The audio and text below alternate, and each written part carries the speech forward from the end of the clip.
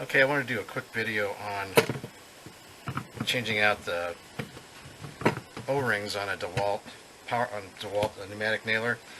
This is model number D51822 clipped head, and yours might be similar as well. I think they're kind of very similar designs on the inside. So when you finally get this part out, the only reason I'm making this is because of all the other videos I've watched. No one told you how to take this part off, and they'll show you like at this stage, and all of a sudden everything we taken apart, and you're like, well, how did that happen? Because that doesn't come off the end there. What you have to do is push down, and that exposes the ring there, the O-ring, and once you take that off,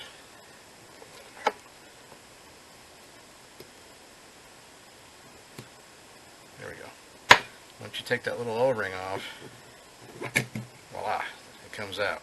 So I spent a long time looking at a lot of videos to try to figure out what was going on there. It just didn't occur to me to push that down. So if you're having that problem, that should take care of it. That's all this video was for. Thank you.